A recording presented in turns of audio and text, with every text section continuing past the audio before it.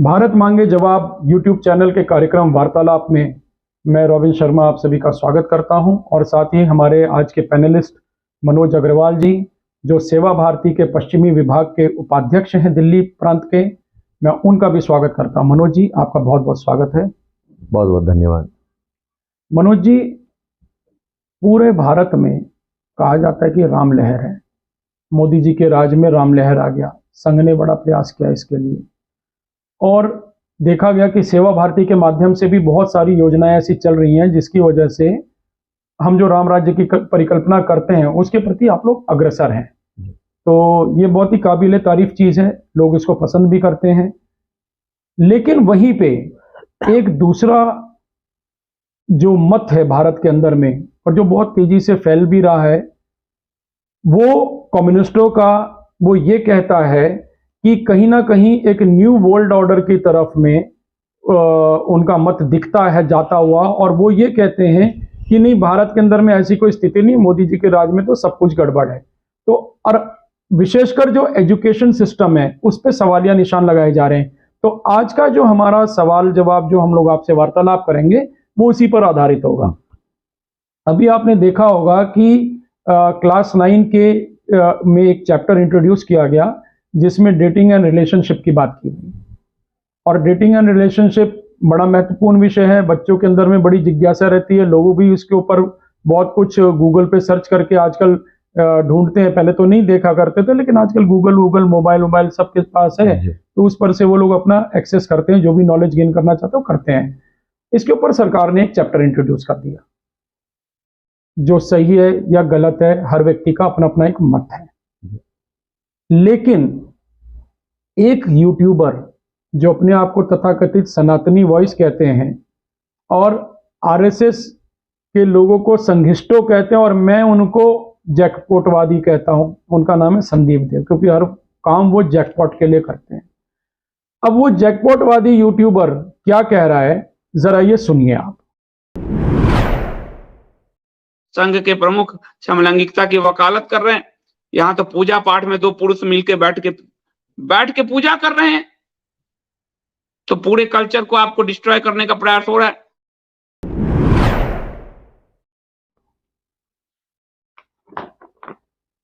अब आपने सुना, इन्होंने बोला कि संघ के प्रमुख यानी कि मोहन भागवत जी समलैंगिकता का वकालत करते हैं और यहां तो दो पुरुष साथ में बैठकर मंदिर में पूजा कर रहे हैं, तो पूरे कल्चर को डिस्ट्रॉय करने का प्रयास किया जा रहा है।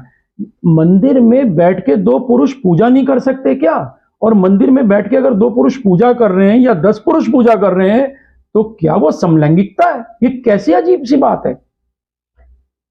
देखिए, सबसे पहले तो मैं भगवान राम के चरणों में अपने श्रद्धा सुमन अर्पित करता हूं और भगवान राम का मंदिर जिसकी प्राण प्रतिष्ठा 22 जनवरी 2024 को हुई, तो मुझे लगता है कि कहीं ना कहीं पूरे भारत को और सनातनी समाज को भगवान राम की कृपा मिलने वाली है।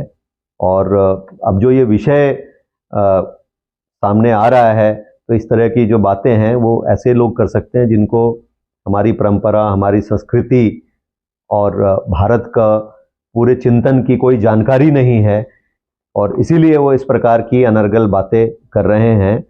तो ये बिल्कुल भी सही नहीं है। और जहाँ तक पूजा का सवाल है प्राण प्रतिष्ठा के दिन, तो मोदी जी जिनको राम मंदिर ट्रस्ट ने बुलाया था और ऐसे ही हमारे माननीय सरसंघचालक मोहन भागवत जी वहाँ पे उपस्थित थे, तो ये बात बिल्कुल भी सही नहीं है। और पूजा में कोई भी जजमान बन के बैठ सकते हैं।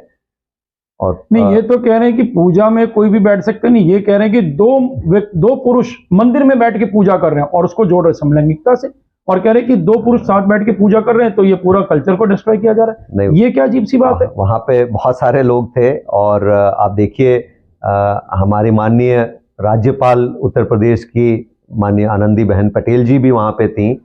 तो ऐसा कोई विषय नहीं है और इसका समलैंगिकता और दूसरी बातों से मैं तो कंपैरिजन भी नहीं करना चाहूंगा। अगर ये बताइए, अगर कोई व्यक्ति कहे कि दो पुरुष मंदिर में बैठ के पूजा कर रहे हैं और उसको वो समलैंगिकता का प्रतीक मानता है, तो क्या आपकी धार्मिक भावनाओं को ठेस पहुंचता है या नहीं? देखिए, जहाँ तक हमारे सनातन धर्म में पूजा पाठ की बात है, कोई भी व्यक्ति भाव भावना से जाके मंदिर में पूजा कर सकता है और वहाँ पे पुरुष हों महिलाएं हों आपस में सब मिल के भी और अलग अलग कैसे भी पूजा करते हैं, तो उनकी भाव भावना और सारा जो चिंतन है वो भगवान पे रहता है ताकि भगवान की कृपा मिल सके। तो ऐसी बात अगर कोई कर रहा है तो ये बिल्कुल निरर्थक बात है और मुझे लगता है कि पूरा समाज इसका खंडन करता है और ये बहुत ही निंदनीय बात है जिसकी कोई महत्व नहीं है। और ये किस प्रकार से ऐसी बातों को लेके आ रहे हैं, मुझे इस बात पे भी जो है बहुत आप कह सकते हैं कि भी निराशा भी होती है और ऐसा सोच कैसे कोई रख सकता है।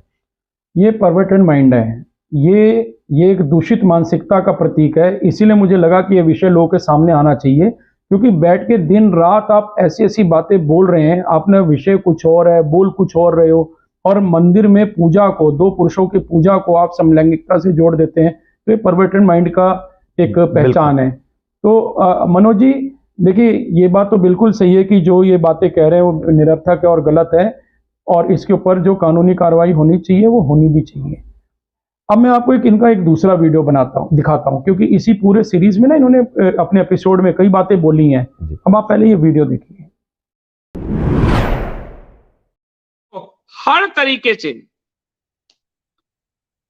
तरीके से भारत की परिवार व्यवस्था को तोड़ने के लिए, और ये वो सरकार है, ये वो लोग हैं जो परिवार नहीं मानते, ये वो लोग हैं जो परिवार नहीं मानते, जो अपनी पत्नी को नहीं मानते, अकेले बैठकर पुरुष के साथ पूजा करते, अपनी पत्नी को अधिकार नहीं देती, जो अपनी माँ को अधिकार नहीं देती, जो विवाह नहीं करते, जो विवाह करके भी जबरदस्ती सन्यासी होने का ढोंग रचते हैं, ये वो लोग हैं जो भारत की परिवार व्यवस्था की तहस नहस कर रहे हैं।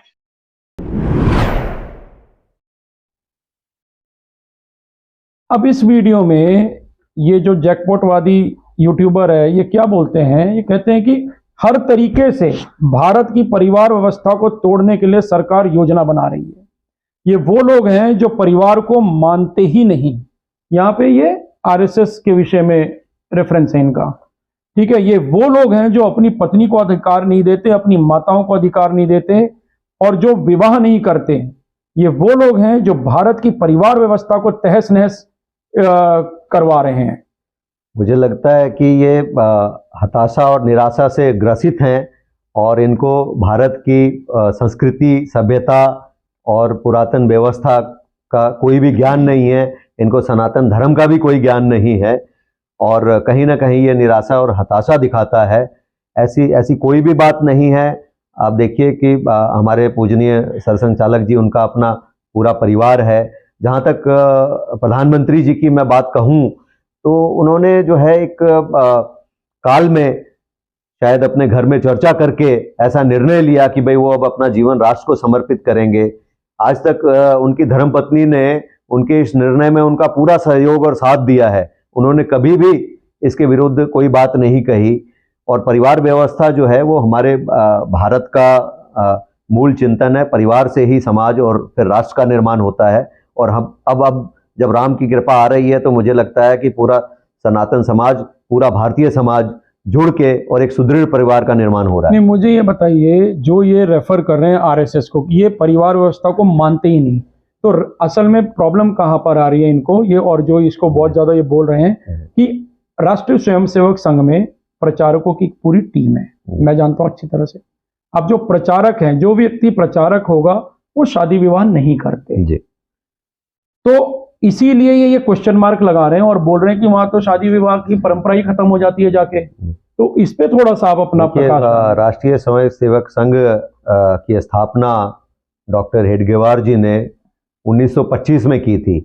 तो उसके बाद जो है धीरे धीरे चीजें आगे बढ़ी, लेकिन जो व्यवस्था उन्होंने बनाई, तो परिवार एक मुख्य हिस्सा है। हमारे बहुत सारे कार्यक्रम और मिलना जुलना जो है संघ में वो परिवार के साथ ही होता है। और हम एक दूसरे के घरों में आना जाना, सहभोज, ऐसी संस्कृति हमारी रहती है। लेकिन संघ में ही कुछ लोग जो प्रचारक के रूप में काम करते हैं, तो ऐसे लोग स्वेच्छा से, अपनी मर्जी से अपने जीवन को राष्ट्र के लिए समर्पित करते हैं और देश समाज धर्म के लिए अपना सब कुछ वो लगा देते हैं।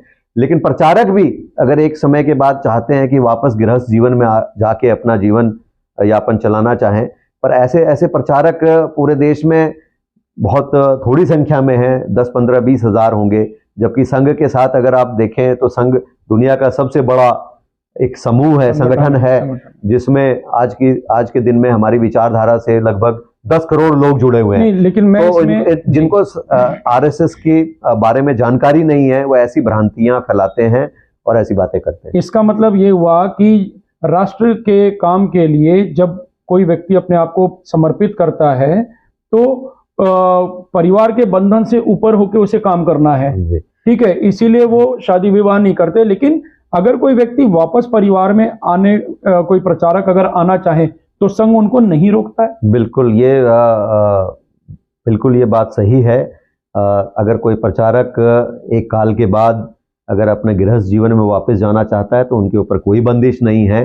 लेकिन इसके साथ मैं एक बात जोड़ना चाहूँगा कि हमारे देश में देखिए अनेक ऋषि मुनि महात्मा रहे हैं जो जिन्होंने समाज के लिए अपना सर्वोच्च बलिदान कर दिया और सब कुछ न्यौछावर कर दिया। यहाँ तक कि भाई अगर जरूरत पड़ी तो समाज जी ने अपनी अस्थियां तक जो है दान दे दी। तो इसका मतलब है कि हमारे यहाँ जब भी जरूरत पड़ती है देश समाज धर्म को, स्वेच्छा से लोग ऋषि मुनि के रूप में और विभिन्न रूपों में आके और देश समाज धर्म के लिए काम करते हैं।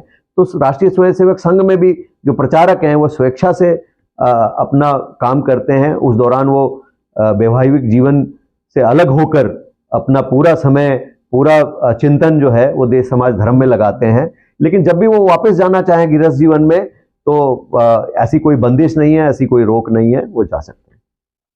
अब इसमें अब जब ये वीडियो हम आगे और देखते हैं इनका जैकपॉटवादी यूट्यूबर का, तो वो बोलते हैं, अब ये वीडियो देख लीजिए आप पहले। भारत के विवाह व्यवस्था को खत्म करने के लिए पूरा षड्यंत्र चल रहा है और इसी में होगा, क्योंकि ये हिंदू के नाम पे आए तो हिंदू होके गला काटना ज्यादा आसान है, हिंदू होके सबसे ज्यादा मूर्ति तोड़ना आसान है, हिंदू होके राम मंदिर में मुस्लिमों का गर्भगृह तक पहुंचाना ज्यादा आसान।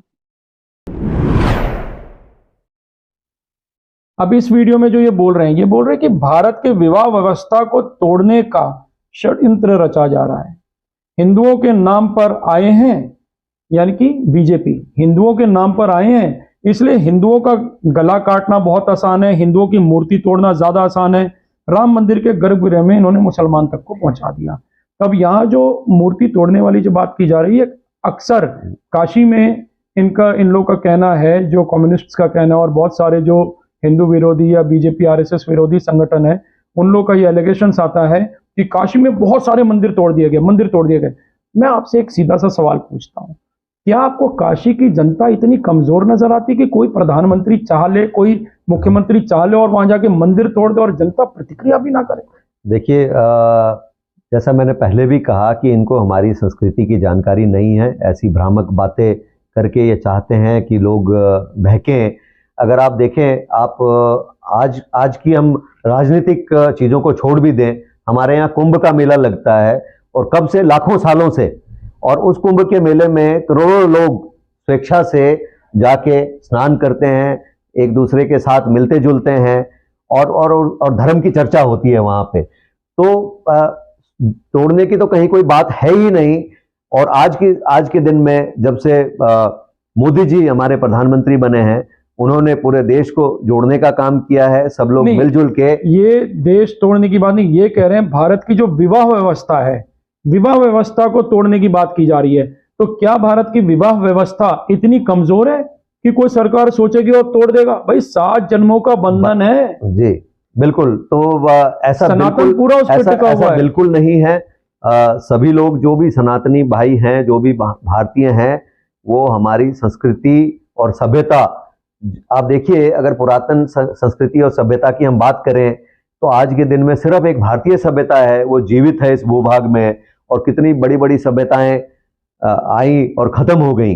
वो इसीलिए जिंदा रही कि हमारे यहाँ जो परिवार है उसका एक पूरा चिंतन है और उस व्यवस्था को कोई भी कमजोर नहीं कर सकता। और खासकर मैं ये कहूँगा कि मोदी जी और संघ इस व्यवस्था को और मजबूत कर रहे हैं। हमारे बहुत सारे कार्यक्रम, जैसे कुटुंब प्रबोधन के कार्यक्रम होते हैं, हमारा सहभोज का कार्यक्रम होता है, जिसमें पूरे परिवार को साथ लेके हम जो है एक दूसरे के साथ बैठते हैं, सभी भाई बहन और परिवार मिलके जो है चीजों को, खुशियों को हम मनाते हैं। भारत की विवाह व्यवस्था पे सरकार या आरएसएस कोई ऐसा काम नहीं कर रही जिससे उसको नुकसान पहुंचे, इस चीज का प्रश्न ही नहीं अब जो ये बात बोल रहे हैं, ये जो बात बोल रहे हैं कि मूर्तियों को तोड़ना आसान है, हिंदुओं के नाम पर आए, हिंदुओं के नाम पे वोट लिया, मूर्तियां तोड़ रहे हैं, तो क्या यह सरकार मूर्ति भंजन सरकार है? मेरा जो एक स्पेसिफिक क्वेश्चन है आपसे कि 500 साल से ज्यादा ज्ञानव्यापी का पे लड़ाई लड़ी, काशी विश्वनाथ में लड़ाई लड़ी गई, ठीक है, व्यास परिवार अकेले सैकड़ों मुसलमानों के साथ लड़ता था, लेकिन उसने अपने स्थान पर जो उसका अधिकार था उसको दावे को नहीं छोड़ा, ठीक है भाई, मुगलों के काल से लेके अब तक वो लड़ाई लड़ी, अब उनको जीत हासिल हुई है। ये बताता है ना कि काशी के लोग कमजोर नहीं है, काशी के लोग किसी का आधिपत्य स्वीकार नहीं करते। बिल्कुल। और मोदी सरकार हो चाहे कोई सरकार हो, जब मन चाहे मंदिर तोड़ देगी और काशी के लोग सह लेंगे। देखिए आज जो है राम मंदिर की प्राण प्रतिष्ठा के बाद आपने देखा ही है कि पूरे देश में कैसा माहौल था। हमारी जहां तक जानकारी है, कई लाख बड़े छोटे आयोजन, भंडारे सभी लोगों ने बढ़ चढ़ कर किया। तो इसमें सरकार तो एक राजनीतिक रूप से एक देश का जो है व्यवस्था है उसके हिसाब से काम करती है, लेकिन समाज सरकार से भी ऊपर होता है। मंदिर नहीं तोड़े गए, मंदिर नहीं तोड़े गए, वहां पे एक बहुत बड़ा कॉरिडोर बना और उसमें कुछ छोटे मोटे कोई चीजें होंगी तो उसको तोड़ना नहीं कहते, वो उसका एक विस्तार जो किया गया। नहीं, वहां की तो जो मुझे जानकारी है, वहां पर जो घरों के अंदर हर घर में मंदिर है जी, हर घर में मंदिर है, काशी में, अयोध्या में, जो पुराने शहर है हर घर में मंदिर, तो वहां के जो शिवलिंग थे वो कई मंदिरों में स्थापित कर दिए गए और लोगों ने अपने स्वेच्छा से सरकार को बोला कि ठीक है जी, आप हमारे घर को जब देखिए आप एक विशाल मंदिर का निर्माण करते हैं और इतना सुंदर कॉरिडोर, पहले एक छोटी सी गली में बाबा विश्वनाथ का मंदिर होता था, अगर आज आप देखेंगे कि वो मंदिर गंगा मैया से जुड़ गया है, तो जब आप एक विस्तार बड़ा भव्य करते हैं तो कहीं ना कहीं ये जो छोटे छोटे शिवलिंग हैं, लोगों ने ये शिवलिंग थे क्यों वहां, आप समझिए बात को। जब मंदिर पे आक्रमण हुआ और बर्बर आक्रांताओं ने उसको तोड़ा तो लोगों ने क्या किया कि अपने घरों में छोटे छोटे मंदिर स्थापित करके पूजा पाठ किया और इस दिन के लिए उन्होंने पूजा अर्चना करी। और जब आज ऐसा दिन आया तो उन छोटे छोटे शिवलिंगों को अलग जगह पे मंदिरों में स्थापित कर दिया गया और एक भव्य मंदिर बनके तैयार हो रहा है। और साथ में जो एक ज्ञान वापी मस्जिद के नाम से जो गुंबद है, उसके ऊपर भी सारी बातचीत और कोर्ट का निर्णय चल रहा है। तो आप देखिए ज्ञान वापी, ज्ञान जो है, ज्ञान तो भारत से ही उदय हुआ है। अगर आप पुरातन काल में जाएं तो ज्ञान शब्द अपने आप में ये तो भारत का और सनातन शब्द है, उसको तो ज्ञान वापी मस्जिद तो हो ही नहीं सकती, वो हिंदू का स्थान है।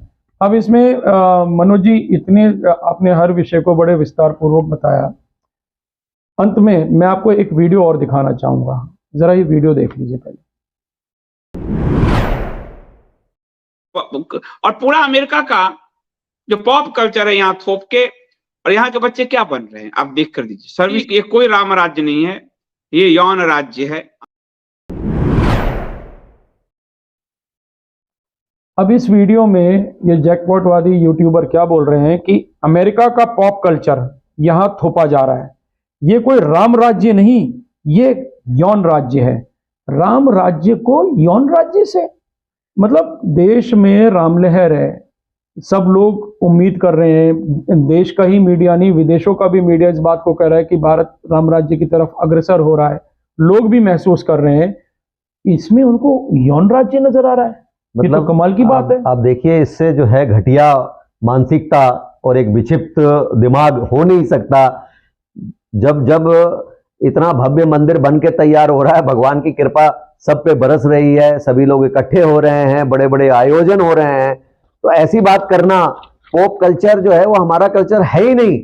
और जब इस प्रकार की गतिविधियां चलती थी मोदी जी के राज के आने से पहले, तब भी सनातन समाज हमेशा इसके विरुद्ध खड़ा रहा। विश्व हिंदू परिषद ने बड़े बड़े आंदोलन किए ताकि ऐसा कोई कल्चर हमारे यहाँ ना आ पाए, और अब इस बात को लेके आना तो ये उनकी विक्षिप्त मानसिकता को दर्शाता है। एक बात है, मतलब कहाँ राम राज्य, कहाँ यौन राज्य, कमाल की बात है। आप देखिए राम राज्य की जो अवधारणा है कितनी सुंदर अवधारणा है, जिसमें हर एक व्यक्ति को न्याय मिले, हर एक व्यक्ति को उसका अधिकार मिले, हर एक व्यक्ति अपने आनंद मंगल के साथ अपने जीवन को अपने परिवार के साथ आगे बढ़ा सके। और कहाँ ये भौतिकतावाद धर्म की स्थापना हो और कहाँ ये भौतिकतावाद कल्चर की बातें। तो ये इनके बनाए हुए सारे जितने भी किले हैं अब ये ढह रहे हैं, समाज एक हो रहा है। इनको अपने दिमाग की जांच करानी चाहिए जो ऐसी बातें करते हैं, और समाज को भी इनका प्रतिकार करना चाहिए। अयोध्या में राम जन्म स्थान पे राम मंदिर का निर्माण हो रहा है। काशी विश्वनाथ भी अब हिंदुओं के पक्ष में उसके फैसले आने लग गए हैं। मथुरा जी पे भी रिपोर्ट आ चुकी है कि मंदिर को तोड़ के मस्जिद बनाया गया, और शाही ईदगाह की जो कमेटी थी उन लोगों ने तो वहाँ पे कोई डॉक्यूमेंट्स भी प्रोड्यूस नहीं कर पाए। इन सब चीज़ों के बाद भी अगर कोई व्यक्ति कहे कि यहाँ राम राज्य नहीं है, ये यौन राज्य है, तो उस परवर्टेड माइंड का कहीं ना कहीं विश्लेषण करना ज़रूरी है। विश्लेषण भी हमने किया, हमारी टीम ने किया। अब ये जो सज्जन यहाँ बैठ के इतना प्रवचन जो दे रहे हैं, जो गुप्त ज्ञान का पिटारा इन्होंने खोल रखा था, ये वो व्यक्ति हैं जो पहले अपने आप को पत्रकार बताते थे। पत्रकार रहते हुए इन्होंने कोई आधी आबादी .com नाम का एक वेबसाइट चलाया। उस वेबसाइट पर ये जो चीज लिखते थे, मतलब अभी ये आपसे शास्त्र ज्ञान, ये वो राम मंदिर, ये सब की बातें कर रहे हैं, हिंदू सनातन की बात कर रहे हैं, लेकिन 2014 के पहले 2013 तक इन्होंने किया क्या है ये देख लीजिए। ये मैं आपको अभी हम स्क्रीन पे दिखा देंगे। यहाँ पे ये महिलाओं को, ये पुरुष सवाल पूछ रहा है कि मेरी पत्नी अननेचुरल सेक्स के लिए तैयार नहीं हो रही, मैं उसको कैसे तैयार करूं, तो ये उसको गुप्त ज्ञान बता रहा है। अननेचुरल सेक्स के लिए महिलाओं को आप बाध्य करोगे तो उससे परिवार टूटता है, ना कि संघ या विश्व हिंदू परिषद या भारतीय जनता पार्टी के प्रयासों से टूटता है। परिवार तोड़ने का पूरा गुप्त ज्ञान इन्होंने अपनी आबादी .com में दे रखा था, और आज यहाँ पे बैठ के संघ, भाजपा, विश्व हिंदू परिषद, राम राज्य, सब पे प्रश्न चिन्ह लगा रहे हैं। मैं आपके माध्यम से एक सारी चर्चा में बातें आ गई। मुझे लगता है कि इनका माइंड विक्षिप्त है, लेकिन हो सकता है कोई विदेशी ताकतें इनके पीछे हों। तो मैं समाज को आह्वान करूंगा कि एक तो इनका प्रतिकार करें, दूसरा मैं हमारी सरकार से अनुरोध करता हूं कि इनकी पूरी जांच कराई जाए, और ये इस प्रकार की बातें क्यों अनर्गल बातें करते हैं, इसके ऊपर पूरी जांच के बाद जो तथ्य हैं वो देश समाज के सामने आनी चाहिए।